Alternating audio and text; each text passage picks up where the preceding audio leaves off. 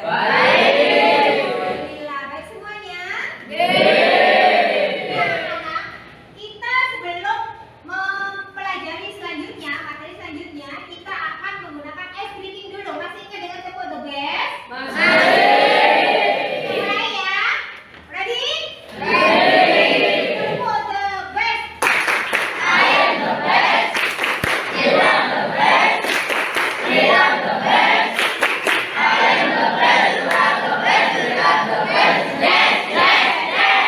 Oke, thank you. You are great. Semuanya sehat semuanya untuk kelas 7C. Oke. Nah, hari ini kita akan membuat keyakinan kelas. Do you know keyakinan kelas? Ada yang tahu tentang keyakinan kelas? Belum. Keyakinan kelas itu mirip dengan aturan atau tata tertib di sekolah. Kalian pasti tahu apa itu tata tertib di sekolah yang harus kita patuhi.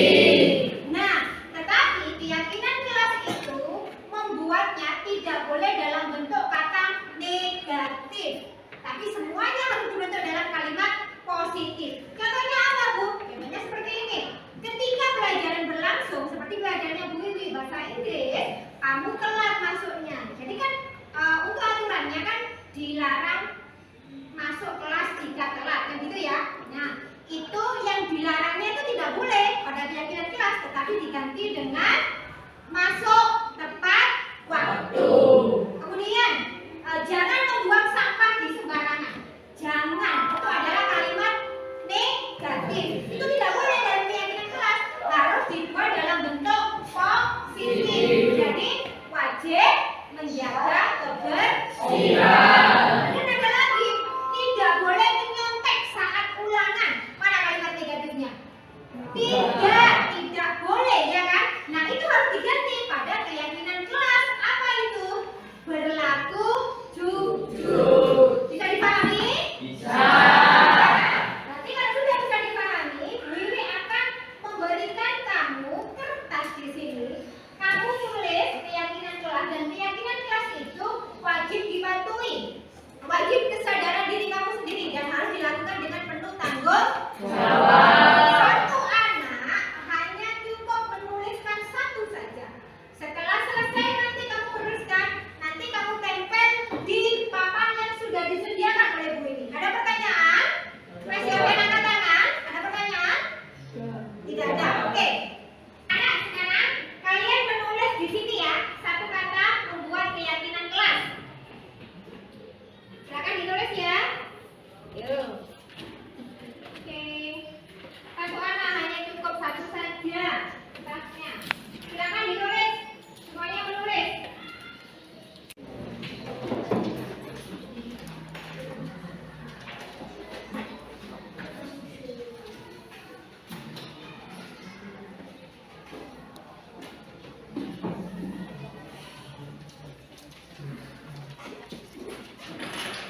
Silakan ditulis, kemudian nanti dikumpulkan. Oke, silakan tulis.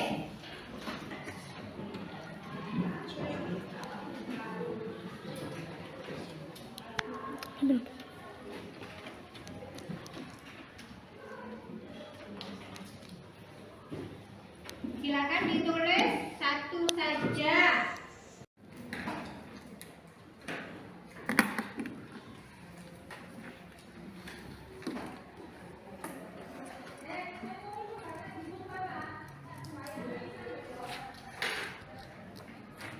Cukup satu saja yang menulis.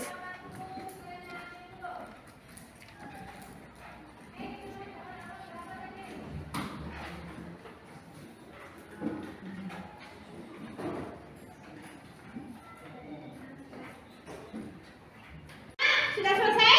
Sudah. Sudah selesai, silakan ditempel. Silakan, ayo, yuk, let's go. Silakan ditempel. Silakan ditempel di tempat ini.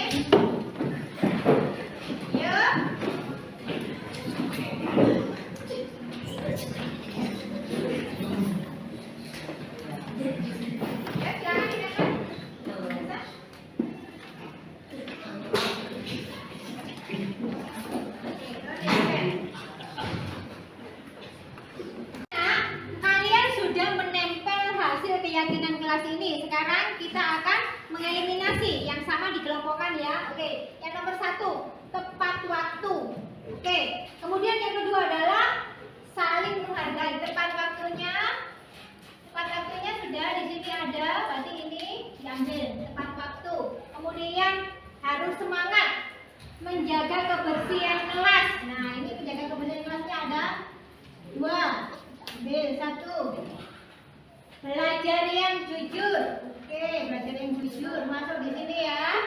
Kemudian harus semangatnya sudah di sini. Saling menghargai. Oke, saling menghargainya. Menghargai di sini.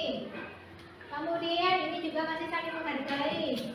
Menjaga kebersihan sudah. Harus semangatnya ada. Kemudian di sini membawa buku tulis ya, harus memakai atribut lengkap, benar. Kemudian ini adalah belajar yang jujur. Belajar yang jujur. Oke, ada. Saling menghargai di sini ya. Tepat waktunya sudah.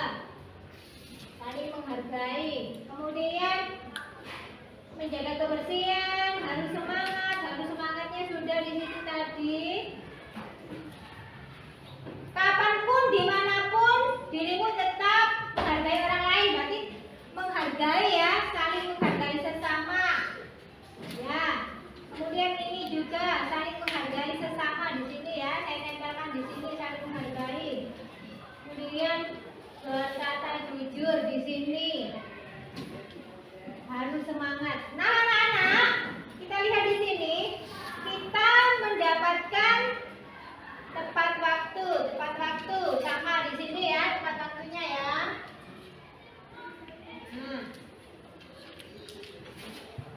Sekarang kamu lihat di sini, setelah kita eliminasi, ada berapa di sini?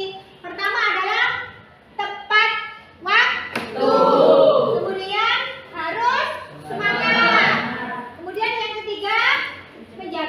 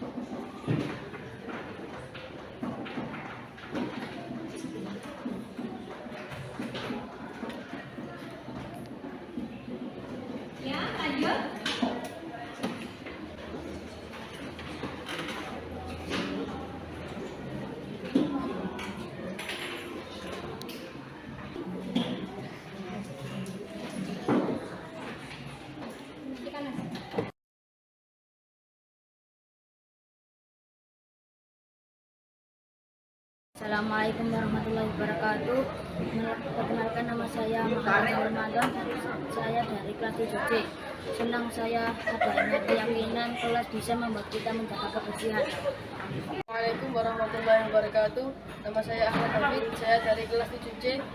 Saya senang karena adanya keyakinan kelas, dan karena itu saya dan teman-teman untuk bisa membuat saya menjadi untuk pribadi yang lebih bertanggung jawab. Assalamualaikum warahmatullahi wabarakatuh. Nama saya Muhammad Abdullah Khairul Azam dari kelas 7C. Saya senang dengan adanya keyakinan kelas karena dapat membuat saya dan teman-teman menjadi pribadi yang disiplin.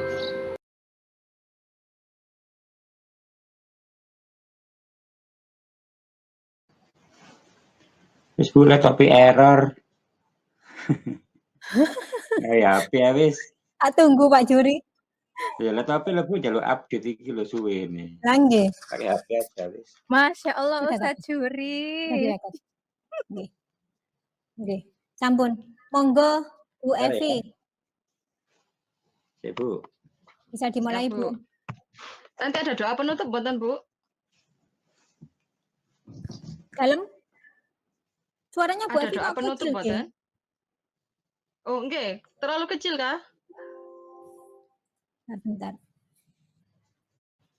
Gimana, sampun? Nggih. Sampun. Oke. Ada doa penutup not buatan Bu Wiwi. Dalem napa Bu Evi? Halo, Wiwi. Nggih. Ada doa penutup buatan? Doa penutupnya ada. Oke, siap. Langsung dimulai nggih? Nggih. Sampun direkod apa? Sampun direkod.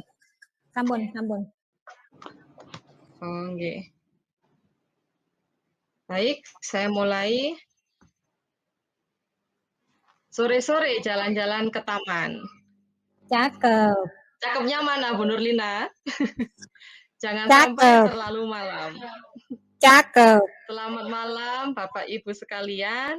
Perkenankan saya ucapkan salam. Assalamualaikum warahmatullahi wabarakatuh. Waalaikumsalam warahmatullahi wabarakatuh.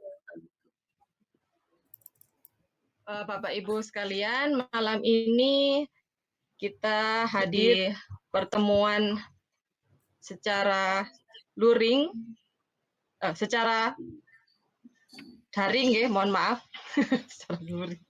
secara daring untuk sosialisasi pembahasan budaya positif SMPN Rijan Pacet oleh Bu Wiwi Widiawati. Untuk yang pertama, langsung saja sambutan yang akan disampaikan oleh Kepala Sekolah SMPN Rijan Pacet, Pak Lukman Hakim, SPD IME, yang diwakili oleh Pak Juri SPD. Monggo dipersilakan, Pak. Terima kasih waktu yang disampaikan. Assalamualaikum warahmatullahi wabarakatuh.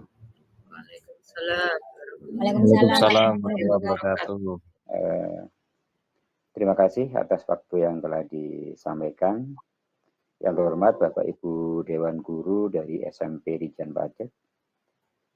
Dan tak lupa saya sampaikan terima kasih kepada narasumber pada kesempatan malam hari ini, Bu Wiwi Widiawati SPD selaku narasumber dalam rangka diseminasi untuk budaya positif di SMP Rijan Pacet.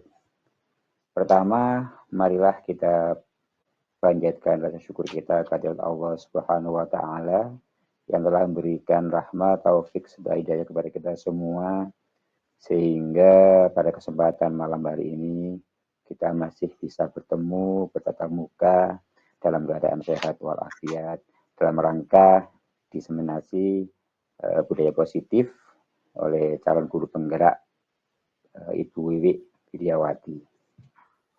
Ketiga kalinya saya mengucapkan terima kasih kepada Ibu Wiwi yang pada kesempatan malam hari ini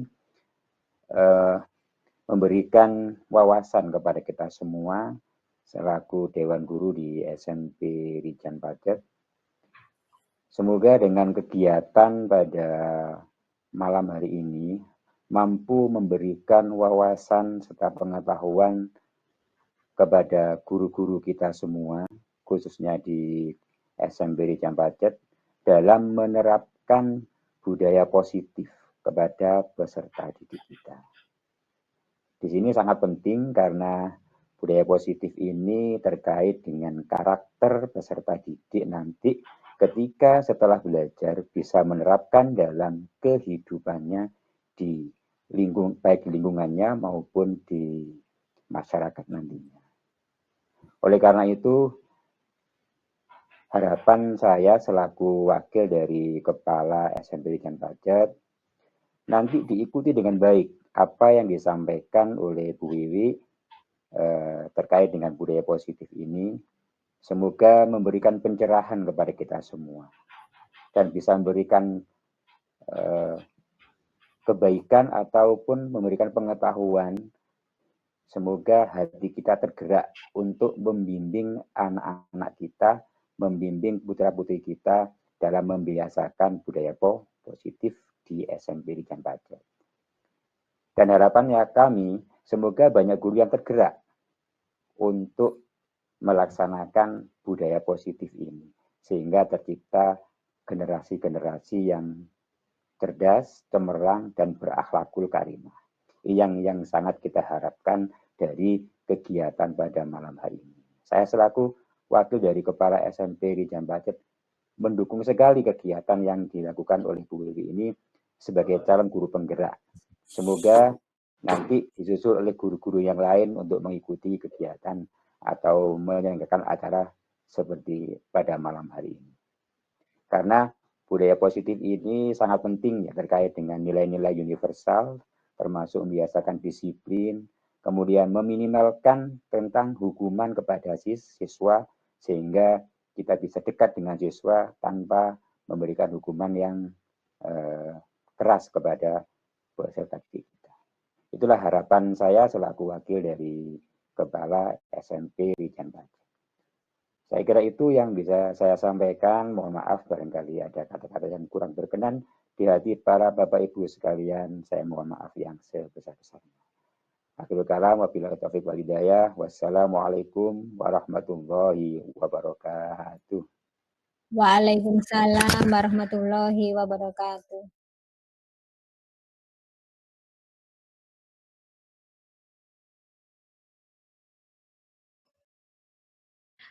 Disampaikan terima kasih kepada Pak Juri SPD yang sudah memberikan sambutan. Untuk selanjutnya yaitu pemaparan pengibasan budaya positif oleh Bu Wiwi Widiawati. Waktu dan tempat persilakan. Baik, terima kasih atas waktu yang diberikan kepada saya, Bu Evi. Saya share screen dulu ya Bapak Ibu, pengibasan budaya positif.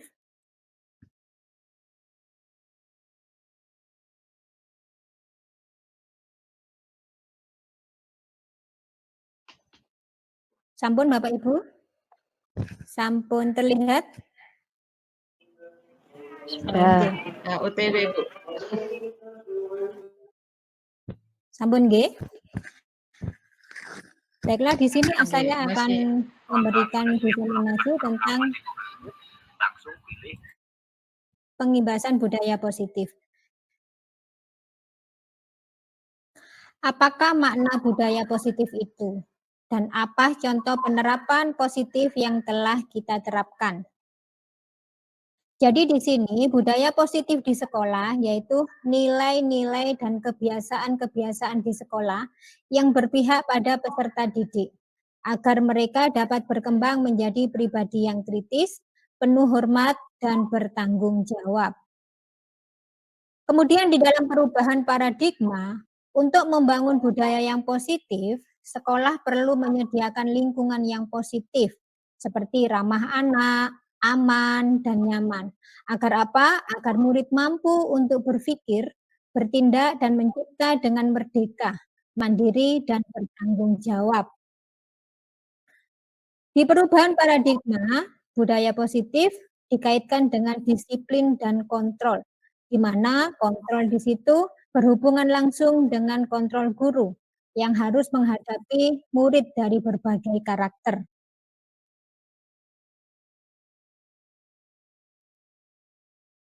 Next. Sekarang perubahan paradigma dengan stimulus respon dan teori kontrol.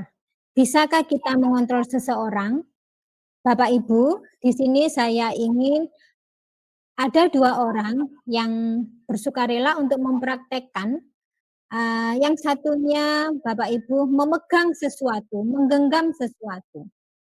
Kemudian yang satunya ingin melihat genggaman teman tersebut dengan segala upaya, dengan bujukan, rayuan, baik sama ancaman supaya diperbolehkan untuk melihat atau sekedar mengintip saja genggaman yang digenggam oleh Bapak Ibu itu tadi. Siapa nggih Bapak Ibu yang bersedia? Saya membutuhkan 2 orang, monggo. Oh nggih, Pak Abdul Huda. Dengan siapa nggih Pak? Kurang 1. Terima kasih Pak Huda. Kurang 1 Bapak Ibu? Bu Lina? Bu Lin? Oh, Pak Jainul. Nggih. Monggo, dipersilahkan Pak Huda sama Bapak Jainul. Monggo, Pak. Ayo. Podo-podoan nggak bisa ngerayu lah. Bu Nurlina.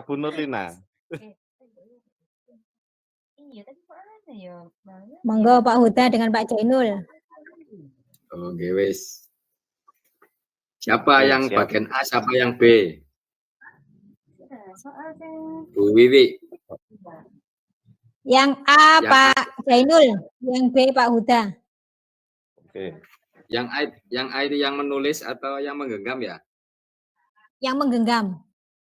Yang A, ya Pak Arifin, silakan. Nanti aku yang merayu Pak Arifin nanti. Oh, Nggih. siap.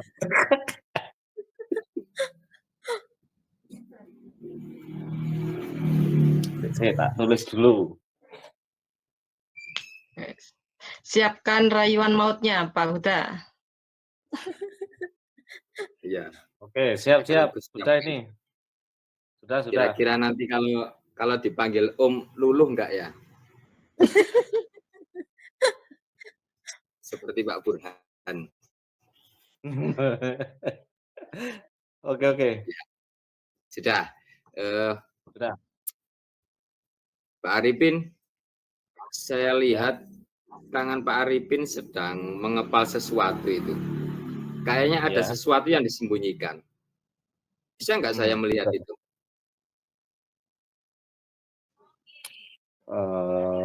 Belum boleh ini Pak. Belum boleh ya. Kira-kira sesuatu itu sangat privasi betul apa enggak itu Pak? Agak privasi, agak tidak ini. Setengah-setengah. Setengah-setengah. Kalau boleh, bisa enggak itu tangannya dibuka nanti gampang nanti bakso 1 mangkok lah. Kebetulan saya juga agak lapar ya. Boleh. Boleh ya? Iya. Oke, sekali ini.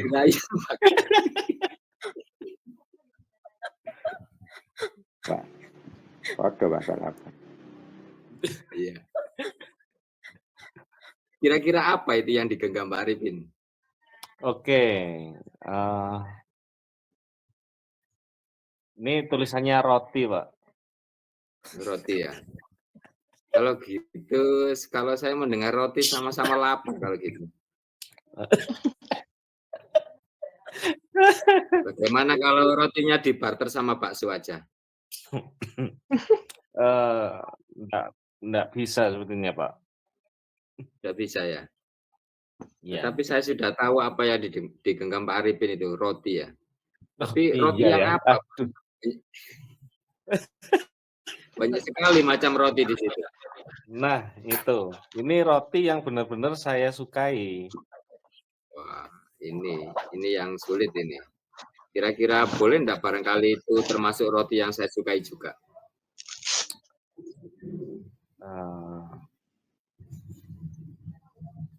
Boleh apa ini, Pak? Boleh saya pengen tahu nama rotinya apa? Wah. Enggak boleh, Pak. Enggak boleh ya? Iya. Kalau saya merayu laki-laki itu kayaknya mentok sampai di sini, Bu Wiwi. Sudah nggak bisa lagi saya.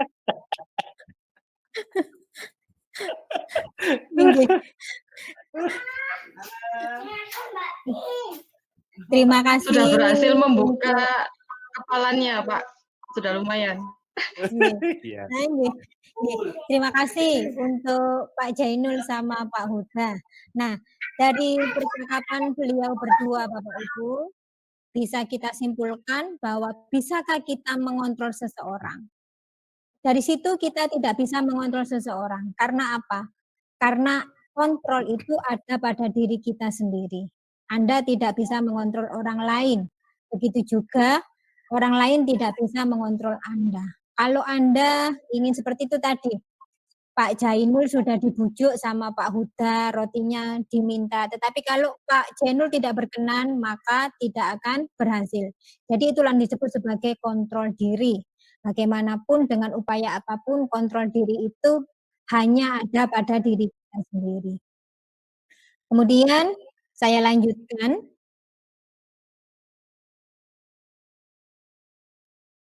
Apa makna disiplin? Bapak Ibu, tolong panjenengan berpartisipasi dalam kolom chat. Apa makna disiplin? Semuanya. Mulai dari sekarang. Monggo dipersilahkan.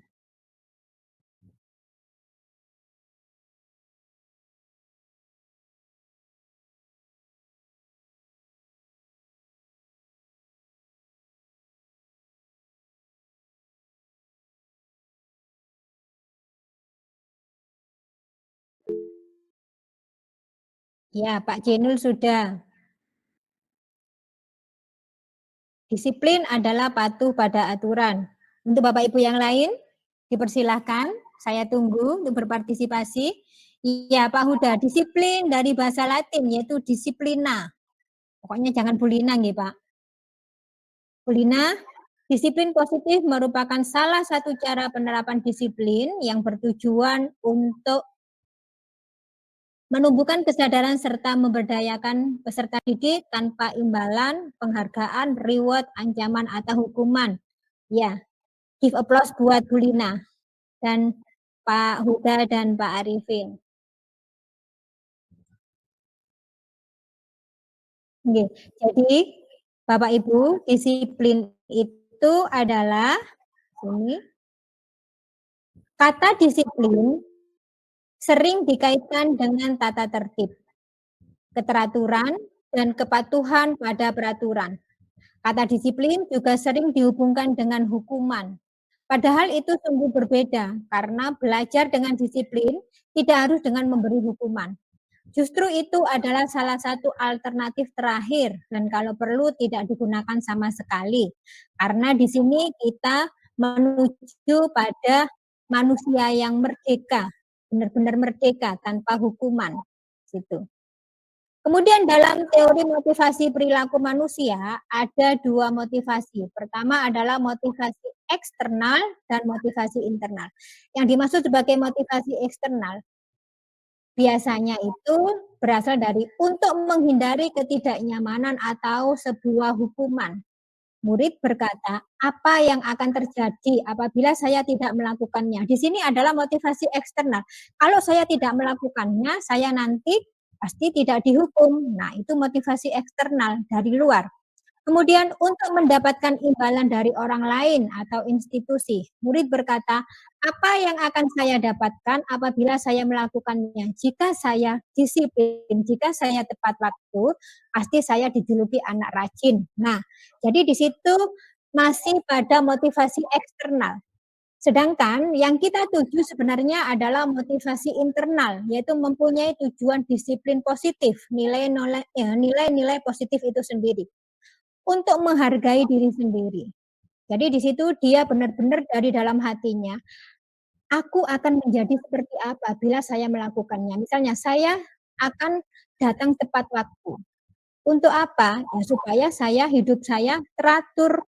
Saya mempunyai cita-cita supaya saya mendisiplinkan diri saya. Nah, itu adalah motivasi internal. Itulah yang akan kita tuju dari tujuan disiplin positif. Dari situ paham nih Bapak Ibu?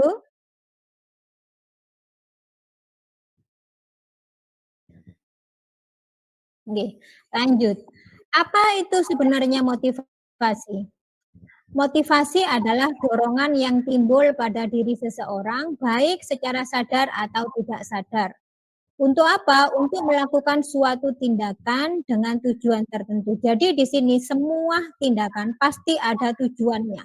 Tidak mungkin kita melakukan sesuatu tanpa tujuan. Seperti motivasi eksternal.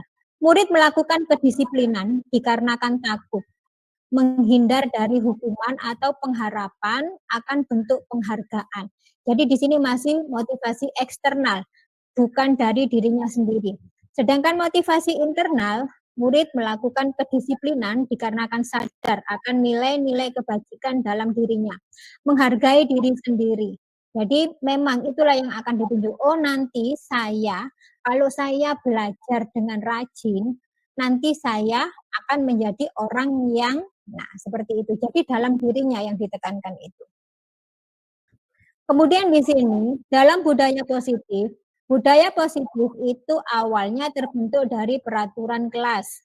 Peraturan kelas, kemudian peraturan kelas yang dibuat, kemudian dipilih, dieliminasi menjadi sebuah keyakinan kelas. Kalau keyakinan kelas diterapkan, maka akan terbentuk lingkungan yang positif di sekolah itu. Jika lingkungannya sudah positif, maka budaya positif akan tertuju di sekolahan tersebut. Itulah yang disebut sebagai budaya positif. Kemudian keyakinan kelas, hukuman, dan penghargaan.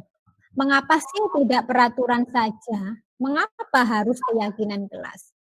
Di sini saya memberikan contoh.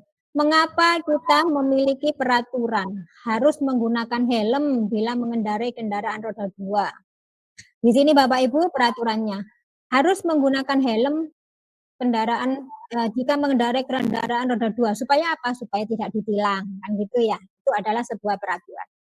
Mengapa kita memiliki peraturan harus menjaga kebersihan kelas? Mengapa kita memiliki peraturan harus datang tepat waktu pada saat mengikuti pelajaran? Itu adalah peraturan. Tetapi dalam keyakinan kelas di sini, kalau kita bahas, mengapa kita memiliki peraturan harus menjaga kebersihan? Kalau kita yakin bahwa menjaga kebersihan kelas itu nanti tujuan dan nilai-nilai yang dituju adalah untuk kesehatan bersama. Kalau kita sehat, jiwa kita sehat, maka mengikuti pelajaran dengan senang. Kemudian di sini peraturan harus datang tepat waktu saat mengikuti pelajaran. Nah, di sini kalau kita yakin, bukan hanya peraturan. Kalau peraturan itu kan berbentuk panjang, konkret, dan apa ya istilahnya ya, beda dengan keyakinan kelas. Keyakinan kelas itu kan sedikit tetapi bersifat universal di situ. Mengapa kita harus datang tepat waktu? Supaya tidak mengganggu yang lain. Kenapa? Karena ketika pelajaran berlangsung, kalau kita datang terlambat, maka konsentrasi teman, konsentrasi guru, itu kan mengganggu. Nah, dari situ kalau kita yakin. Kemudian kalau kita yakin, kalau saya datang terlambat, berarti saya di awal-awal pelajaran itu kan tidak tahu. Jadi untuk mengejar itu biasanya bingung. Nah, kalau dari keyakinan yakin pada dirinya sendiri, tidak hanya berpatokan pada peraturan, insya Allah nilai-nilai yang dituju itu adalah nilai dari jiwa sendiri, dari motivasi intrinsiknya itu. Untuk mendukung motivasi intrinsik, kembali ke nilai-nilai keyakinan-keyakinan. Lebih menggerakkan seseorang dibandingkan mengikuti serangkaian peraturan-peraturan. Itu Bapak Ibu. Kemudian di sini keyakinan kelas adalah nilai-nilai kebajikan atau prinsip-prinsip universal yang disepakati bersama secara universal, lepas dari latar belakang suku, negara, bahasa, maupun agama. Menurut dosen tahun 98, suatu keyakinan akan lebih memotivasi seseorang dari dalam, intrinsik. Seseorang akan lebih bersemangat untuk menjalankan keyakinannya daripada hanya sekedar mengikuti serangkaian peraturan. Jadi di sini sudah jelas menurut dosen, kita harus yakin dulu. Yang dituju adalah keyakinan kita. Kalau kita nggak yakin, hanya mengikuti serangkaian peraturan saja, saya pakai helm supaya tidak ditilang. Itu kan hanya mengikuti serangkaian peraturan. Tetapi kalau kita yakin, itu berbeda lagi, mempunyai nilai dan tujuan yang nilai dan tujuan-tujuan tertentu seperti ini. Saya memakai helm apabila nanti saya di perjalanan terjadi kecelakaan, kemudian kepala terbentur.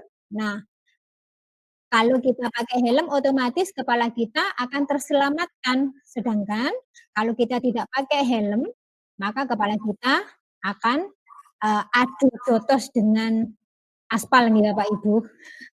Oke, seperti itu. Jadi yang kita tuju adalah keyakinan kelasnya, motivasi intrinsiknya, bukan motivasi dari luar. Kemudian bagaimana pembentukan keyakinan kelas? Keyakinan kelas bersifat abstrak daripada peraturan. Jadi keyakinan kelas itu nggak bisa dilihat karena harus diyakini oleh individu, oleh murid itu. Yang sedangkan di peraturan adalah peraturan itu lebih rinci dan konkret. Seperti contoh di sini. Dilarang makan dan minum ketika pembelajaran berlangsung. Itu adalah sebuah peraturan. Sedangkan di sini keyakinan kelas berupa pernyataan-pernyataan yang universal. Dari peraturan itu dapat ditarik sebuah keyakinan kelas adalah menghormati teman atau saling menghormati. Dari kata menghormati itu bersifat universal, bisa menghormati karena apa? Karena kita tidak boleh makan dan minum saat pembelajaran berlangsung, menghormati guru dan teman. Dan pernyataan itu mudah diingat. Pernyataan keyakinan kelas senantiasa dibuat dalam bentuk positif. Seperti gini nih Bapak Ibu tadi, dilarang. Nah, dilarang itu kan dalam kalimat negatif, itu kan sebuah peraturan. Tetapi keyakinan kelas tidak boleh. Dilarang membawa makanan dan minuman ketika pembelajaran berlangsung. Nah, keyakinan kelas saling menghormati. Nah, seperti itu. Jadi dalam bentuk positif. Kemudian dilarang datang terlambat atau datang ke kelas 15 menit sebelum pembelajaran dimulai. Itu kan bentuknya panjang, lebih rinci dan konkret. Sedangkan kalau di dalam keyakinan kelas menjadi datang tepat waktu atau tepat waktu. Nah, seperti itu. Jadi keyakinan kelas tidak terlalu banyak sehingga mudah diingat dan dipahami.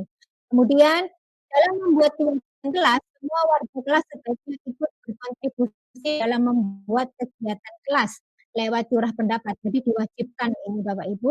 Kemudian terakhir adalah bersedia meninjau kembali keyakinan kelas dari waktu ke waktu. Karena keyakinan kelas itu selalu berubah. Dari sini bisa dimengerti ya Bapak Ibu? Nggih. Bisa nggih Bapak Ibu? Oke, nggih saya lanjutkan. Di sini saya sudah update ke Windows 11 untuk Kemudian di sini, apa sih perbedaan antara peraturan dan keyakinan kelas?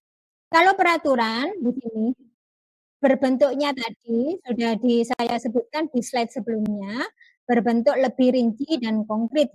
Selalu kembalikan buku ke tempatnya. Nah, keyakinan kelas di situ adalah tanggung jawab. Dilarang mengganggu orang lain. Peraturan boleh dalam bentuk kalimat negatif, tetapi keyakinan tidak boleh menghormati orang lain atau diri sendiri. Nah, ini bersifat universal. Hadir di sekolah 15 menit sebelum pembelajaran dimulai. Bisa jadi tepat waktu atau menghormati orang lain. Komitmen pada tujuan. Bisa juga seperti itu keyakinan kelasnya. Dilarang melakukan kekerasan atau bullying. Maka keyakinannya adalah keselamatan atau menghormati orang lain. Dilarang menggunakan narkoba. Kemudian keyakinan kelas untuk nilai yang dituju adalah supaya sehat, kesehatan di situ. Berganti atau menunggu giliran. Antri di situ nggih Bapak Ibu. Kemudian keyakinan kelasnya adalah menghormati orang lain atau melatih kesabaran. Jadi mudah diingat dan simpel keyakinan kelas itu, tidak bertele-tele istilahnya.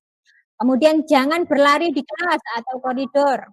Keyakinan kelasnya adalah untuk keselamatan dan keamanan bersama.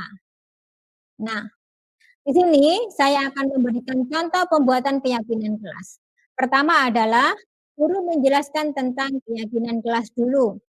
Kemudian guru membagikan kertas untuk membuat keyakinan kelas. Setiap anak berpartisipasi menulis satu keyakinan kelas. Wajib ini hukumnya. Jadi supaya berkontribusi semuanya. Dan murid kalau sudah selesai, murid menempel kertas ditulisi dengan poin keyakinan kelas secara bergantian. Jadi itulah yang sudah saya terapkan dalam pembuatan keyakinan kelas pada bidang mapel bahasa Inggris kemarin. Kemudian setelah keyakinan kelas yang sudah ditempelkan siswa, karena satu kelas itu kan banyak. Kemudian guru mengeliminasi keyakinan kelas. Jadi yang sama dieliminasi, ditinggalkan yang berbeda. Kemudian setelah itu untuk menjaga komitmen keyakinan kelas, maka wajib semua murid menandatangani keyakinan kelas yang sudah disepakati bersama. Nah, Bapak Ibu. Nah, sekarang dihukum oleh penghargaan. Pengaruh jangka pendek dan jangka panjang. Jadi dalam penghargaan itu, apakah penghargaan itu bagus? Di sini ada pengaruhnya, pengaruh jangka pendek dan jangka panjang. Kemudian penghargaan menghukum, penghargaan mengurangi ketepatan, penghargaan tidak efektif, dan penghargaan merusak hubungan. Kenapa? Karena biasanya kalau kita sering memberi penghargaan kepada anak, misalnya anak mengerjakan proyek tepat waktu, kemudian kita memberikan penghargaan berupa buku, kemudian berupa permen, seperti itu. Nah, pengaruh jangka panjang dan jangka pendeknya itu ternyata tidak bagus. Kenapa? Karena di situ anak tidak akan menjadi kreatif. Jadi di situ anak tidak menjadi kreatif.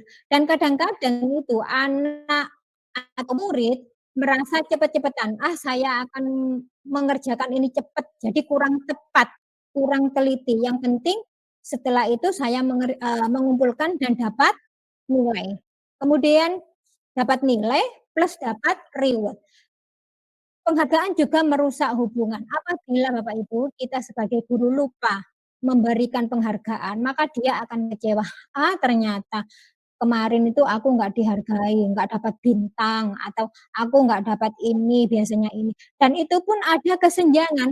Biasanya kan murid kita tidak semuanya murid kita itu IQ-nya bagus ya Bapak Ibu. Ada yang introvert. Jadi kalau yang introvert itu kadang semakin mengkerdil. Karena apa? Karena dia tidak mendapatkan penghargaan, sedangkan karena temannya pinter selalu mendapat penghargaan. Nah, itu juga merusak sebuah hubungan. Begitu nggih Bapak Ibu? Nah, sekarang saya ingin Bapak Ibu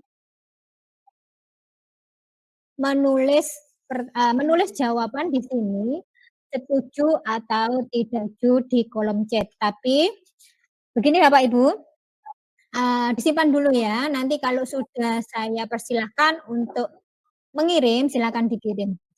Jadi nanti nomor 1 jenengan kalau setuju tulis setuju, kemudian yang nomor 2 jika tidak setuju dikasih koma ditunggu. Jadi misalnya 1 setuju, 2 setuju, 3 setuju, seperti itu nggih. Nanti kalau saya sudah mempersilahkan panjenengan mengirim di kolom chat silahkan. Nggih Bapak Ibu nggih, siap nggih? Nggih. Mulai nomor 1. Saya ingin Bapak Ibu semuanya proaktif nggih. Hukuman dapat mendisiplinkan anak. Silakan diketik, tapi jangan dikirim dulu. Semuanya mengetik, tapi jangan dikirim dulu Bapak Ibu. Sampun? Pemberian hukuman dengan hal positif seperti membaca atau membersihkan halaman sekolah dapat meningkatkan disiplin anak. Setuju atau tidak setuju?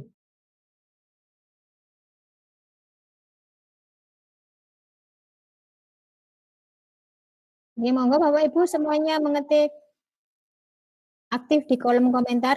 Kemudian yang ketiga, memberi penghargaan dapat meningkatkan motivasi belajar anak. Setuju atau tidak setuju? Silahkan dikirim di kolom chat jawaban panjenengan semuanya. Bu Indun, nggih. Nggih. Baiklah, saya akan menunjuk Bu Indun. Bu Indun? Halo Bu Indun. Jangan Indun saya, ada? Bu, lagi repot. Bu Mohon Anggra. maaf. Anggra, halo Bu Anggra. Bu Anggra. Iya, Bu. Sebentar. Nggih. Nggih. Apa alasan Bu Anggra memberikan jawaban seperti itu? Pasti ada alasannya. Apa Bu alasannya untuk yang nomor 1, 2, dan 3? Bebas Bu di sini Bu.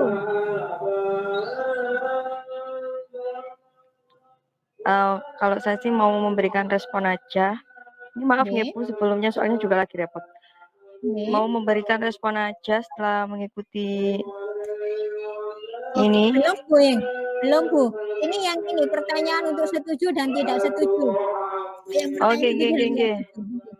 Hukuman dapat mendisiplinkan anak. Jenengan setuju apa tidak setuju?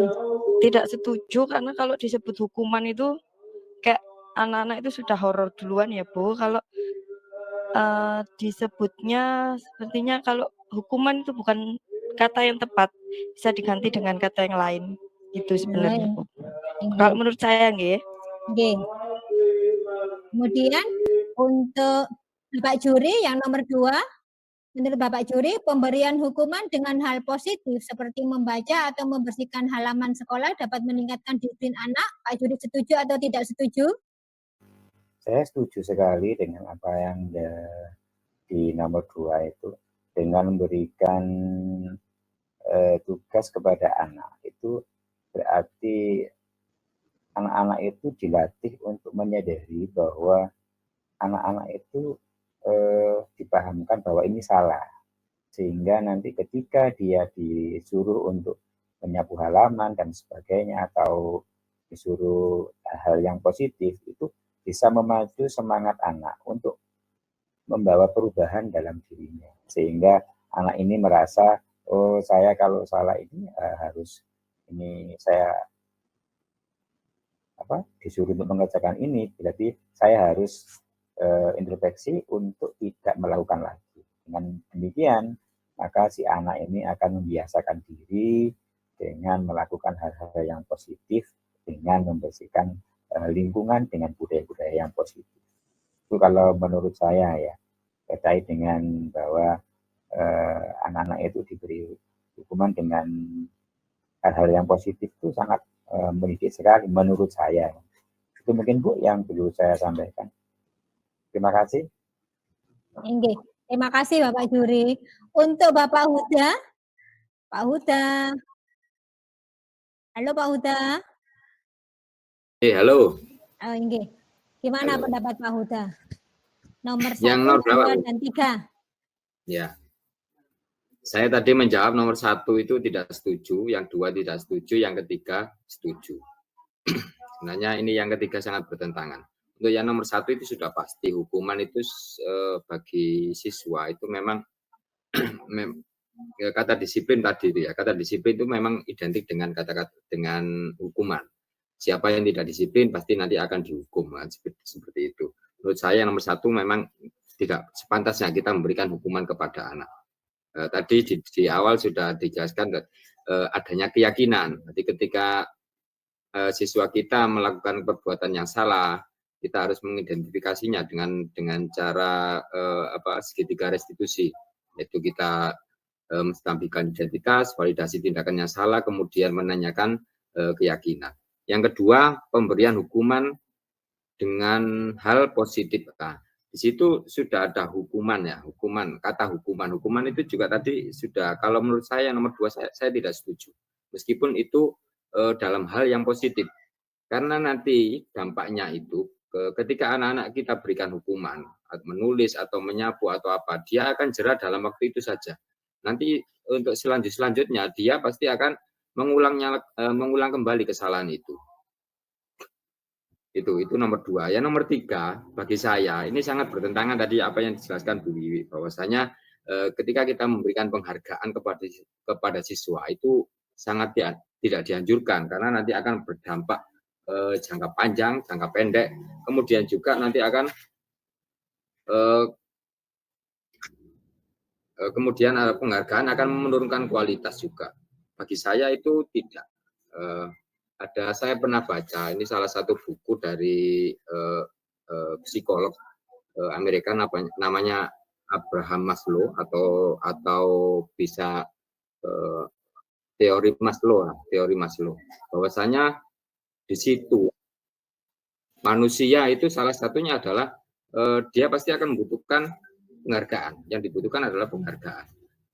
Kita tidak bisa menafikan jika kita itu sebagai manusia, ketika kita berbuat yang baik pasti akan ingin sesuatu imbal balik yang kita lakukan dari perbuatan baik kita. Contoh saja dalam semua agama itu pasti siapa yang berbuat baik dia pasti akan memperoleh pahala atau memperoleh surga. Itu bagi saya. Jadi saya yang nomor 3 penghargaan itu menurut saya itu bagus, bukan termasuk hukuman, bisa memberikan motivasi kepada siswa.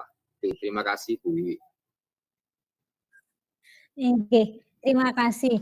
Jawaban yang bagus dari Pak Juri, kemudian Bapak Huda, Bu Anggra, semuanya bagus. Di sini tidak ada jawaban salah dan benar Bapak Ibu.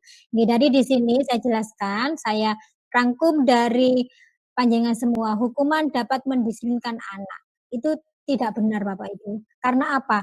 Karena sebuah hukuman itu identik dengan paksaan. Anak melakukan disiplin karena dihukum. Nah, jadi ada paksaan, ada motivasi eksternal, bukan dari dirinya sendiri. Jadi ketika dihukum, kadang anak-anak itu berikutnya besok itu melakukan lagi. Jadi itu tidak efektif. Kemudian di sini pemberian hukuman dengan hal positif, seperti membaca atau membersihkan halaman sekolah dapat meningkatkan disiplin anak. Ini juga menurut panjenengan tadi adalah menurut Bapak Huda tidak setuju. Karena di situ sudah ada kata hukuman. Hukuman identik dengan tadi keterpaksaan, menyakitkan di situ Bapak Ibu. Kadang anak-anak itu dihukum seperti gini. Saya pada waktu pelajaran bahasa Inggris, saya membuat kesepakatan atau keyakinan kelas seperti ini. Kalau waktunya bahasa Inggris, anak-anak diwajibkan menggunakan bahasa Inggris. Apa sebenarnya nilai apa yang saya tuju? Anak-anak dengan belajar bahasa Inggris secara tidak langsung, dengan berkata, kemudian dia mendengarkan, bahasa itu kan mudah nih Bapak Ibu. Akhirnya dia itu akan terbiasa. Nah, tapi kalau kita memberikan hukuman, kalau tidak tidak menggunakan bahasa Inggris dikenakan denda 500. Nah, seperti itu. Kadang anak-anak itu gini seneng, padahal nanti dendanya itu dibuat makan Bapak Ibu, bukan dibuat makan bersama. Hore, saya berhasil karena apa itu membayar 10.000 misalnya gini. Karena kadang anak-anak kan gini, di pondok itu kan anak-anak pas waktu habis sambangan itu sanggupnya banyak. Ketika dia melanggar, kadang memang dia itu juga sengaja melanggar Allah cuma 500 aja. Kemudian dia membayar 10.000. Jadi saya sudah bebas untuk tidak berbicara bahasa Inggris karena saya sudah membayar 10.000. Jadi untuk 20 kali saya tidak menggunakan bahasa Inggris. Atau kadang dia juga memberikan sama temannya seperti ini, "Ayo teman-teman, kamu sudah saya bayari, kita ngomong bahasa Jawa saja, kita bebas hari ini. Nanti kita makan-makan bersama ya di kantinnya Bu Mama." Misalnya seperti itu. Nah, itu adalah hukuman yang yang tidak efektif di situ. Jadi memang harus nggih bener Pak, benih-benih suap di situ nggih ya. Jadi memang di sini Bapak Ibu yang kita tekankan adalah motivasi dari dirinya sendiri. Kemudian di sini adalah memberikan penghargaan dapat meningkatkan motivasi belajar anak. Kalau kita memberikan penghargaan terus-menerus, itu bukan memberikan motivasi belajar anak di sini, tetapi anak itu akan apa ya? Tergantung mendapatkan penghargaan. Jadi solusinya adalah kita memberikan reflektif. Jadi reflektif yang konstruktif, di mana di situ bisa disaksikan di kelas semuanya bisa. Jadi tidak hanya untuk satu anak saja, tetapi untuk semuanya sebagai reflektif yang membangun. Seperti itu nih Bapak Ibu. Lanjut. Nah, Bapak Ibu, saya ingin panjenengan aktif di kolom chat nih. Yang di sini jenengan bisa menuliskan hukuman atau konsekuensi. Yang pertama, tapi sebentar nih Bapak Ibu, menunggu instruksi dari saya. Kalau saya sudah selesai sampai di lari pelajaran PJOK, baru panjenengan kirim. Siap nggih Bapak Ibu? Untuk nulis di kolom chat? Siap. Yuk. Mencatat 100 kali di dalam buku kalimat. Saya tidak akan terlambat lagi. Itu termasuk hukuman atau konsekuensi. Silakan diketik, tetapi disimpan, jangan dikirim dulu Bapak.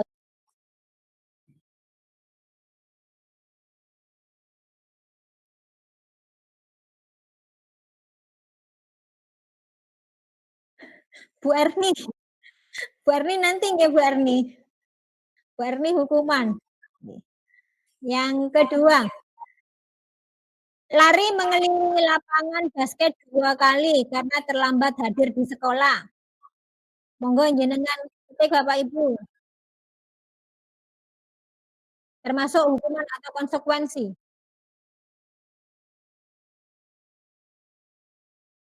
Yang ketiga, murid diminta untuk push up 15 kali karena tidak menggunakan masker ke sekolah. Hukuman atau konsekuensi. Selanjutnya yang nomor 4, mengganti kertas tugas teman yang telah dicoret-coret. Hukuman atau konsekuensi.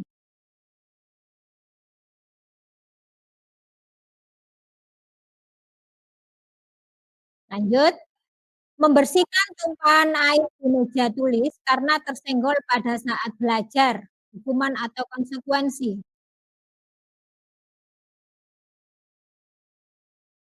Dikasih koma gitu Bapak Ibu. Kemudian meminta murid tidak mengenakan sepatu seharian di sekolah karena tidak mengenakan sepatu hitam. Mungkin dia menggunakan sepatu merah atau putih di situ. Hukuman atau konsekuensi. Kemudian lari mengelilingi lapangan basket 2 kali karena terlambat 10 menit untuk pelajaran PJOK. Silakan dikirim di kolom chat Bapak Ibu, monggo. Pak Jainul, Pak Huda, Pak Irham, Bu Lina, oke, yang lain? Bu Fitri, Bu Erni, Pak Juri. Oke. Saya ingin bertanya pada Bu Erni. Bu Erni. Halo Bu Erni. Siap, Mam Bibi J. Bu Erni bisa menjelaskan dari jawaban panjenengan itu, Bu Erni di sini? J, ini menurut saya ya Bu. Ya, pertama mencatat 100 kali di dalam buku kalimat. Saya tidak akan terlambat lagi karena terlambat ke sekolah. Itu saya menganggap sebagai sebuah hukuman Bu. Karena itu merupakan ibaratnya sesuatu yang harus dilakukan ketika dia melanggar, seperti itu yang pertama. Yang kedua, lari mengelilingi lapangan basket 2 kali karena terlambat hadir di sekolah. Menurut saya itu juga sebuah hukuman. Kemudian yang ketiga, murid diminta untuk push up 15 kali karena tidak menggunakan masker ke sekolah. Itu juga sebuah hukuman. Kemudian menggantikan kertas tugas teman yang telah dicoret-coret itu adalah sebuah konsekuensi yang harus dilakukan. Kemudian membersihkan tumpahan air di meja tulis karena tersenggol pada saat belajar, itu juga konsekuensi. Kemudian meminta murid tidak mengenakan sepatu seharian di sekolah karena tidak mengenakan sepatu hitam, itu merupakan sebuah hukuman. Kemudian lari mengelilingi lapangan basket 2 kali karena terlambat 10 menit untuk pelajaran PJOK itu adalah sebuah konsekuensi. Oke, nggih. Terima kasih Bu Erni. Oke. Terima kasih atas jawabannya. Nggih, Bapak Ibu, sekarang kita lihat nggih jawaban panjenengan, kita cocokkan. Nah, ini Bapak Ibu. Jadi benar apa yang diucapkan oleh Bu Erni. Ada hukuman, ada konsekuensi. Jadi sudah tidak saya jelaskan di sini ya, karena sudah dijelaskan Bu Erni dengan panjang lebar. Saya lanjutkan. Apa sih perbedaan hukuman dan konsekuensi? Bapak Ibu, hukuman adalah sesuatu yang menyakitkan dan biasanya harus terjadi. Sedangkan konsekuensi sesuatu yang harus terjadi. Membuat anak sakit fisik hati untuk jangka waktu yang lama dalam hukuman. Kadang anak-anak itu kan malu kalau dihukum. Jadi dia itu akhirnya malu sampai di bawah. Jadi jangka waktunya lama. Kadang juga ada perasaan pendendam. Wah, saya tadi dihukum oleh Bu Wiwi, awas ya nanti kalau pulang balik tak gembos. Nah, bisa jadi seperti itu hukuman nih Bapak Ibu. Ada rasa paksaan, ada rasa membenci di situ. Kemudian di situ ada anak belajar untuk menyembunyikan kesalahan juga di situ. Jadi itulah hukuman. Ada perasaan rasa marah, dipermalukan, tidak dihargai, itu adalah sebuah hukuman. Sedangkan konsekuensi di sini adalah untuk jangka pendeknya membuat anak memang merasa tidak nyaman, tetapi untuk jangka panjangnya anak itu akan tahu, oh ternyata saya harus mematuhi peraturan. Konsep diri yang baik, mendorong anak agar mudah menyesuaikan diri dan bertanggung jawab. Itulah yang disebut dengan perbedaan hukuman dan konsekuensi. Kemudian di sini saya akan menjelaskan kebutuhan dasar manusia. Kebutuhan dasar manusia ada 5 Bapak Ibu. Pertama adalah kebutuhan dasar survival. Di situ adalah kebutuhan pokok, kebutuhan untuk bertahan hidup. Di mana untuk kebutuhan hidup itu termasuk sandang, pangan, dan papan di situ Bapak Ibu. Kemudian cinta kasih atau diterima. Kita tidak dipungkiri bahwa kita butuh untuk diberi kasih sayang, diterima. Anak yang introvert pun harus meminta kebutuhan untuk diterima dengan temannya supaya tidak dibalik. Kemudian di situ ada kesenangan. Dalam kehidupan pasti ada sebuah kebutuhan dasar kesenangan. Kalau nggak ada kebutuhan dasar kesenangan yang tidak dipenuhi, maka kita juga akan stres Bapak Ibu ya. Karena di dunia ini ada sedih, ada senang. Jadi harus dipenuhi untuk kebutuhan kesenangan itu. Kemudian di sini selanjutnya adalah yang keempat, kebutuhan kebebasan. Di sini Bapak Ibu, kebebasan untuk berpendapat, kebebasan untuk melakukan sesuatu, memilih sesuatu. Tetapi di sini kebebasannya itu tidak bebas sebebas-bebasnya karena kita hidup di sini adalah tidak lepas dari peraturan dan norma. Jadi yang dimaksud kebebasan di sini itu bebas, tetapi tidak segala-galanya, tetapi bisa mengekspresikan apa yang ingin kita mau di situ. Kemudian penguasaan. Tidak dipungkiri kebutuhan dasar manusia itu adalah kebutuhan dasar penguasaan. Seperti contoh anak yang pinter biasanya, anak yang pinter nilainya bagus, nah dia juga aktif dalam konten kreator di situ. Nah, dia juga butuh sebuah penguasaan, bisa dianggap untuk berkolaborasi seperti itu nih Bapak Ibu. Jadi kebutuhan dasar manusia itu ada 5. Dari sini bisa dipahami nih Bapak Ibu. Lanjut. Saya mempunyai kasus di sini Bapak Ibu. Kasusnya, Ibu Ani, guru kelas 5 di SD Pelita Hati, sedang bingung menghadapi ulah salah satu murid di kelasnya yang bernama Agus. Beberapa anak telah datang dan mengeluhkan Agus yang seringkali meminta bekal makan siang mereka dengan paksa. Jika Anda menghadapi situasi seperti Ibu Ani, apa yang akan Anda lakukan? Menurut Anda, kira-kira apa alasan Agus melakukan hal ini? Saya akan bertanya kepada Pak Jainul. Pak Jainul ada? Halo Pak Jainul.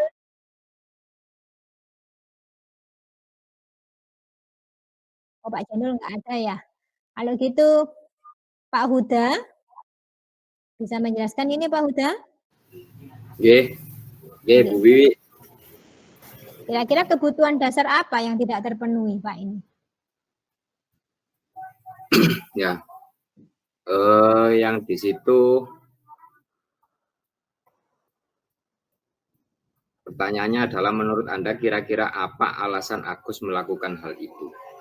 Inggih. Nah, itu saya kira itu kebutuhan kebebasan menurut saya.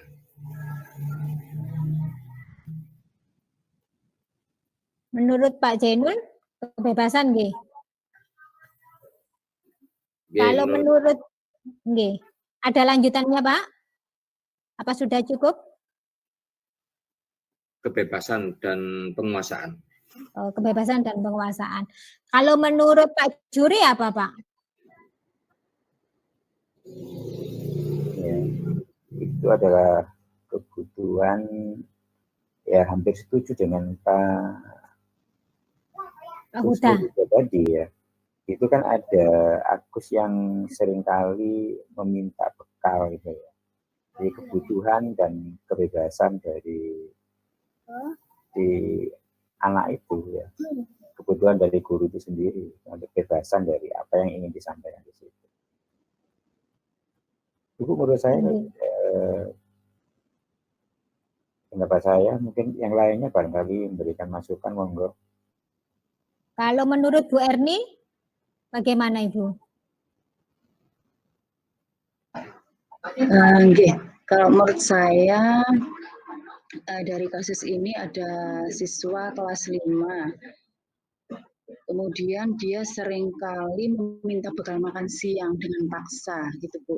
Jadi ini mungkin bisa diartikan mungkin ya, menurut saya kira-kira kenapa sih Agus melakukan itu, bisa jadi karena dia kesenangan Bu, fun itu tadi, kebutuhan akan kesenangan, jadi dia senang melihat teman-temannya seperti itu kemudian bisa juga dia kepingin menunjukkan powernya, penguasaan, bisa juga seperti itu, atau bisa jadi dia mungkin di rumah tidak dibawakan bekal sehingga mungkin ada kebutuhan untuk bertahan hidup, mungkin seperti itu Bu, survival tadi gitu. Mungkin itu. Inggih. Terima kasih Pak Huda, Bu Erni dan Pak Juri. Inggih, apa yang dikatakan oleh Bapak Ibu guru itu tadi adalah benar. Jadi di sini apabila Agus dia ditanya sama Bu Ani, dia berbuat seperti itu karena setiap tindakan pasti ada tujuannya. Tujuan Agus apa? Dia ditanya, karena ia lapar dan orang tuanya tidak membawakan bekal makan siang, maka kebutuhannya adalah kebutuhan untuk bertahan hidup. Jelas di situ nih Bapak Ibu. Tetapi kalau jawaban Agus, ia senang jika temannya jadi memperhatikan dia, mengkerubuti dia. Nah, jadi di situ adalah kebutuhan yang ingin dicapai adalah cinta dan kasih sayang, kebutuhan untuk diterima. Di situ nih. Kemudian jika Agus merasa hebat, aku loh hebat karena teman-teman jadi takut dan menuruti keinginanku. Nah ini loh aku loh Agus. Nah itu dia adalah kebutuhan penguasaan atau kemampuan di situ Bapak Ibu yang ingin ditunjukkan sama Agus.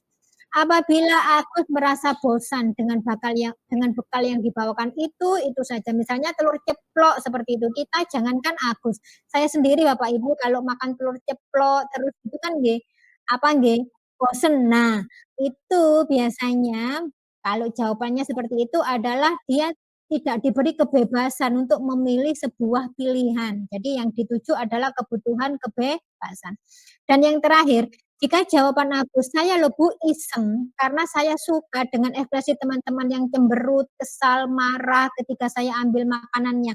Nah, itu jadi yang dituju sama Agus adalah kebutuhan akan kesenangan. Ini Bapak Ibu seperti itu. Kemudian saya lanjutkan ada posisi kontrol guru. Posisi kontrol guru ini ada 5 Bapak Ibu, penghukum yang dulu sering saya lakukan dulu, yaitu sebagai algojo. Nah, dulu Bapak Ibu. Jadi, kemudian pembuat rasa bersalah. Kemudian teman, pemantau dan manajer. Jadi ada 5 posisi kontrol guru di sini. Contoh penerapannya dalam posisi kontrol. Jika ada kasus, murid tidak memakai atribut lengkap saat upacara bendera. Jika kita sebagai posisi kontrol penghukum, dengan lantang kita bilang, kesini kamu, patuhi peraturan sekolah. berdiri sana di barisan paling belakang. Nah, seperti itu. Itu adalah hukum. Kemudian membuat rasa bersalah. Berapa kali ibu bilang sama kamu, ibu kecewa sama kamu. Nah, itu seseorang murid akan membuat dirinya merasa bersalah. Sebagai teman, posisi kontrol sebagai teman. Ah, kamu lagi. Jangan gitu dong. Ayo gabung dengan yang lain. Untung ada ibu. Itu adalah penerapan posisi kontrol sebagai teman. Kemudian yang keempat adalah posisi pemantau. Kamu sudah melanggar peraturan sekolah. Kamu tahu konsekuensinya? Nanti saya cek. Kerjakan apa yang seharusnya kamu lakukan. Nah, itu sebagai pemantau. Dan yang terakhir adalah posisi kontrol sebagai manajer, Bapak Ibu. Yang mana di posisi manajer ini biasanya kita memberikan solusi, menawarkan solusi kepada murid yang melanggar peraturan. Bukan kita yang memberikan solusi, tetapi mereka sendiri yang membuat solusi. Jadi ada motivasi intrinsik di sini, jadi keyakinannya sendiri. Seperti gini, apakah kamu tahu kesalahan kamu hari ini? Kira-kira apa pendapatmu? Bagaimana cara memperbaiki kesalahan kamu? Nah, itu adalah sebagai posisi manajer. Dan itulah Bapak Ibu, kita sebagai guru penggerak yang kita tuju adalah sebagai posisi manajer. Kemudian untuk yang terakhir Bapak Ibu, tadi ada hukuman, konsekuensi, dan restitusi. Di restitusi ini adalah proses menciptakan kondisi bagi murid untuk memperbaiki kesalahan mereka, sehingga mereka bisa kembali kepada kelompok mereka dengan karakter yang lebih kuat. Ini ditulis oleh Gosen pada tahun 2004. Ciri-ciri restitusi Bapak Ibu, menguatkan dan fokus pada solusi, seperti itu. Jadi kita menawarkan solusi, bukan kita yang memberikan solusi atas apa yang dilakukan murid, atas apa yang dilanggar oleh murid. Jadi itulah adalah restitusi. Kemudian fokus pada karakter, bukan pada tindakan. Jadi kita memberikan restitusi itu fokus pada karakter. Jadi anak itu dari motivasi intrinsik, keyakinannya sendiri, itu untuk berbuat apa sih yang harus aku lakukan, solusinya apa ya. Nah, bukan menebus kesalahan, tapi belajar dari kesalahan. Jadi kalau menebus kesalahan itu kan hukuman, tapi kalau belajar dari kesalahan, insya Allah di situ dalam motivasi intrinsiknya dia itu sadar, yakin. Oh, ternyata tujuanku itu, aku harus disiplin itu supaya aku ini sukses. Kalau aku sukses kan enak. Nah, seperti itu. Kemudian mencari kebutuhan dasar yang mendasari tindakan. Di sini restitusi tawaran, bukan paksaan, seperti yang sudah saya jelaskan. Kemudian memperbaiki hubungan. Di sini adalah sangat memperbaiki hubungan Bapak Ibu antara pembuat kesalahan dengan kan ada 2 orang di situ ya, jadi memperbaiki hubungan di situ ya. Ada anak yang bersiteru, kita restitusi, maka memperbaiki sebuah hubungan. Kemudian menuntun untuk melihat ke dalam diri. Jadi di sini memang kita benar-benar menuntun untuk melihat diri kita. Apakah kita itu, apa istilahnya, sadar akan diri kita. Apa sih nilai-nilai apa yang saya tuju sebenarnya? Kalau saya tidak terlambat, saya akan saya tidak mengganggu yang lain. Kalau saya mengganggu yang lain kan kasihan mereka. Nah, itu ada dalam diri kita sendiri. Atau gini, kalau saya lambat, saya tidak pelajaran dari awal. Kadang saya merasa kebingungan, kalau saya sudah terlambat di awal itu saya tidak tahu penjelasan apa, langsung dikasih tugas. Nah, yang rugi kan saya sendiri. Nah, itu adalah motivasi intrinsik dalam diri kita. Dari dalam diri kita dan dalam diri murid. Kemudian di sini adalah perbedaan. Ada kasus murid datang terlambat ke sekolah. Jika kita menerapkan di sini ya, apa itu hukuman, konsekuensi, dan restitusi. Di sini Bapak Ibu, hukuman, murid disuruh berdiri di depan kelas, itu jelas sebuah hukuman, karena hukuman identik dengan paksaan, menyakitkan, seperti itu Bapak Ibu. Tapi tidak semuanya menyakitkan, kadang yang tadi itu, kalau saya enggak, apa ini, belajar bahasa Inggris, ngomong bahasa Inggris, pada saat belajar bahasa Inggris saya harus membayar. Nah, seperti itu.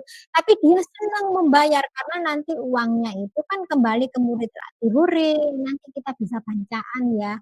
Sudah kamu sudah tak bayari ini. Jadi kita bayar 10.000 kan 500-an, berarti 20 kali 20 anak bebas kita. Nah, seperti itu. Guru marah-marah ke murid itu adalah sebuah hukuman. Murid disuruh menulis, saya tidak akan terlambat lagi sebanyak 100 kali. Nah, itu adalah keterpaksaan ya. Konsekuensi itu ada hubungan sebab akibat di sini Bapak Ibu.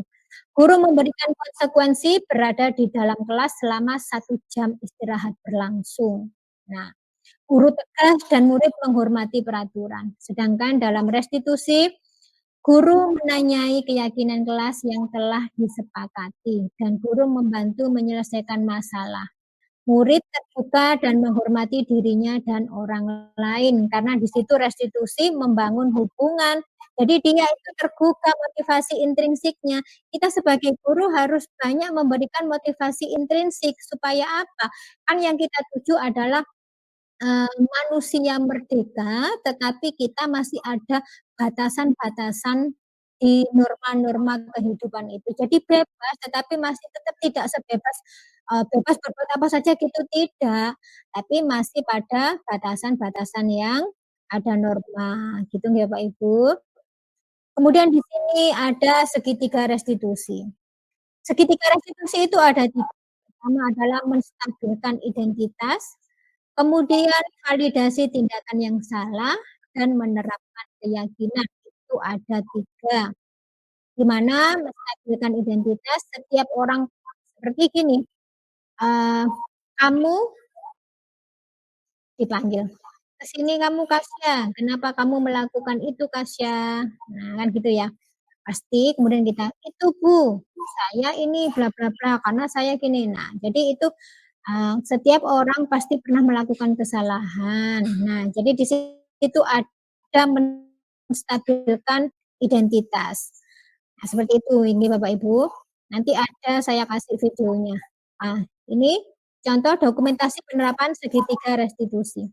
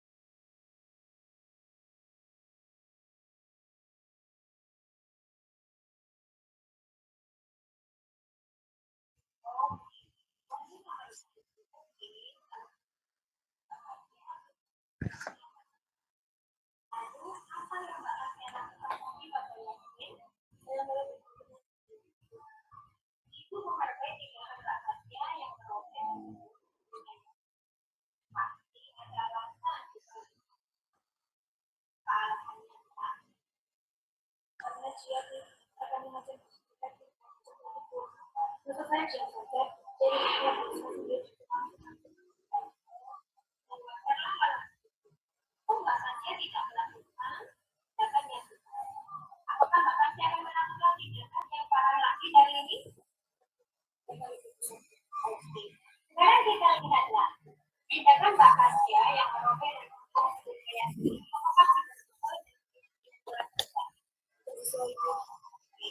baiklah, menurut Mbak Kasya,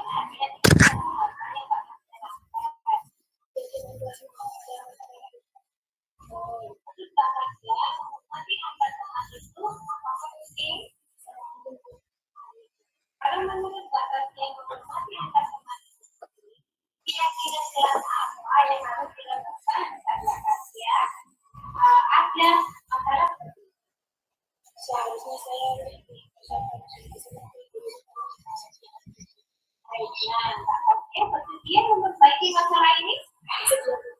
Apa kira-kira yang Mbak Kasya lakukan untuk memperbaiki masalah ini? Saya akan meminta masukan dari tim dan untuk berdasarkan dan telah menjadi kelas dan menyesuaikan setiap masalah harus dibicarakan dengan baik, tak boleh dibicarakan. Terus semangat untuk memperbaiki situasi yang sabar ya nak. Sekarang silakan kembali ke kelas.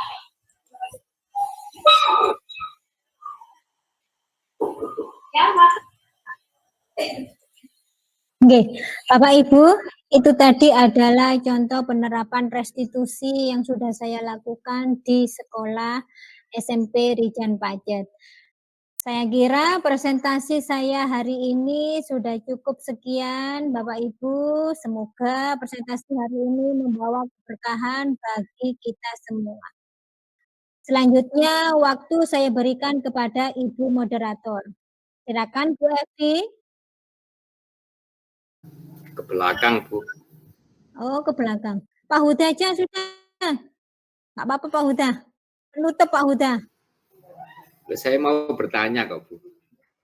Oh, mau bertanya. Oke. Nggih, monggo Pak Huda. Boleh nggih? Nggih, boleh.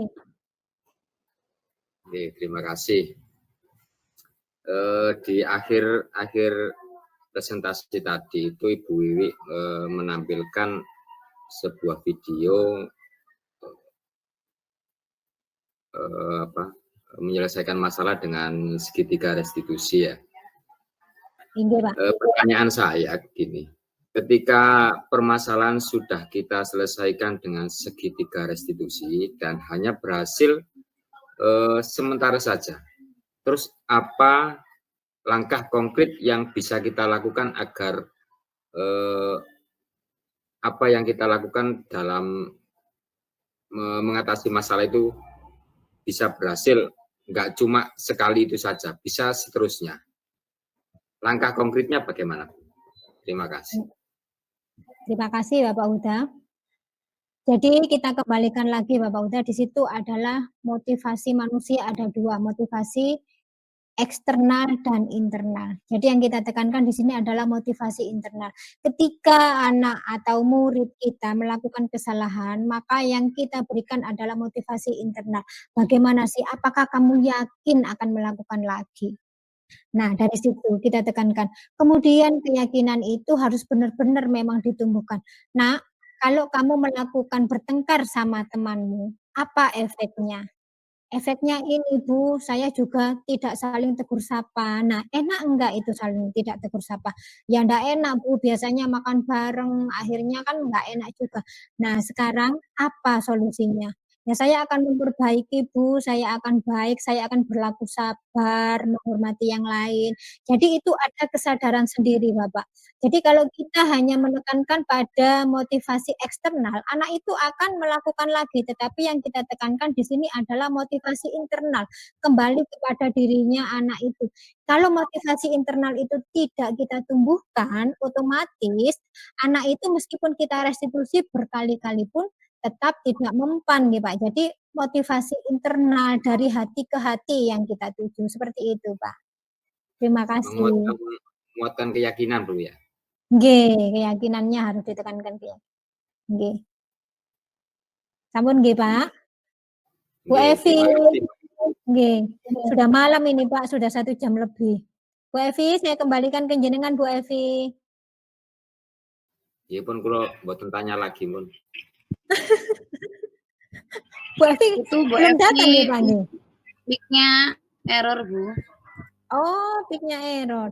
Kalau gitu Bapak Ibu, itu tadi ada pertanyaan dari Bapak Huda. Sekarang mungkin ada refleksi umpan balik dari panjenengan. Dipersilahkan, monggo. Bu Anggra ada? Halo Bu Anggra. Ya, Bu. Nggih. Ya, Bu. Kali Bu. memberikan umpan balik. Nggih, monggo Bu. Ya, kedengeran suara saya. Oh, bagus Bu. Halo. Bagus Bu, keras. Halo. Kalau saya mau berikan respon dari presentasi Bu Wiwi ini tadi ya. Jadi saya lebih sadar bahwa kita harus punya keyakinan untuk merubah diri kita berperilaku yang lebih baik, bertanggung jawab, dan berdasarkan motivasi internal bukan takut pada aturan, melainkan memotivasi diri kita sendiri dari hati kita sendiri sadar akan nilai-nilai kebajikan. Jadi terima kasih Bu Wiwi yang telah memberi wawasan yang bagus pada malam hari ini. Makasih Bu Wiwi ya. Terima kasih, sama-sama Bu Anggra. Satu lagi nggih Bapak Ibu. Barangkali Bu Endang, saya nggak dengar suaranya Bu Endang. Bu Endang, halo. Monggo Bu Endang. Bu Endang. Pas. Tadi ada Bu Endang. Kemana Bu Endang nih? Bu Endang? Oh, enggak ada mungkin. Nggih.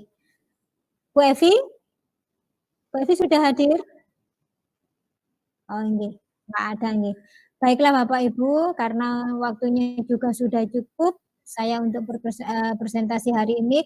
Terima kasih banyak atas support panjenengan. Tanpa support panjenengan tidak mungkin saya hadir di sini Bapak Ibu. Saya bangga pada panjenengan selalu mensupport saya, meluangkan waktunya malam ini. Saya minta maaf mengganggu waktu panjenengan sekeluarga dan selamat berlibur nggih Bapak Ibu untuk besok. Terima kasih Bapak Ibu. Salam. Assalamualaikum warahmatullahi wabarakatuh. Waalaikumsalam warahmatullahi wabarakatuh. Terima Inggih. kasih Bu Wiwi. Sama-sama. Terima kasih Bu Erni, Terima Pak kasih. Huda, Iya. Bu Lina, Pak Juri, Bu Anggra, Bu Yana, Bu Mam Lili, Bu Dia. Terima kasih semuanya. Nggih. Assalamualaikum warahmatullahi wabarakatuh. Perkenalkan, nama saya Endang Susilawati, guru mapel IPS dari SMP Rijan Pajat. Nah, setelah workshop atau webinar yang saya ikuti dengan judul budaya positif, maka saya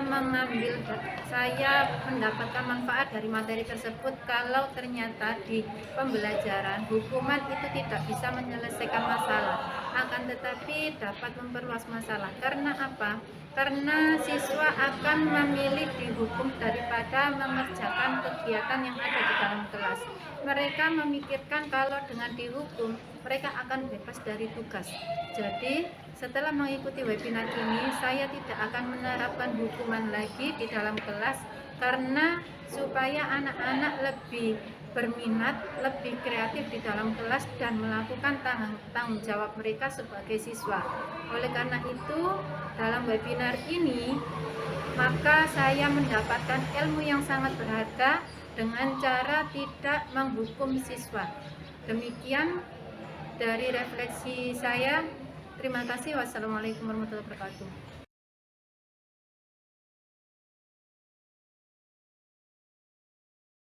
Assalamualaikum warahmatullahi wabarakatuh. Perkenalkan, nama saya Faridhi Ratnasari dari guru matematika dari SMP Rijan Pajat. Setelah saya mengikuti diseminasi dari Bu Wi kemarin yang bertemakan budaya positif, banyak hal yang saya dapatkan khususnya dalam mengatasi kenakalan anak-anak di era sekarang. Kalau dulu menghukum anak-anak dengan cara kekerasan, baik itu mencubit ataupun yang lain, sekarang tidak. Sekarang saya bercermin dari workshop kemarin, itu ada teori yang mengatakan segitiga restitusi, di mana dari teori tersebut guru tidak boleh melakukan hal-hal yang bersifat kekerasan. Dari segitiga restitusi tersebut ada beberapa metode pendekatan yang dapat saya ambil dan bisa saya terapkan di sekolah untuk mengatasi anak-anak yang sedang mengalami atau sedang tidak baik-baik saja. Terima kasih. Semoga workshopnya kemarin bermanfaat, sangat bermanfaat banget. Semoga kedepannya lebih sukses lagi. Semangat Bu Wiwi. Saya akhiri. Assalamualaikum warahmatullahi wabarakatuh.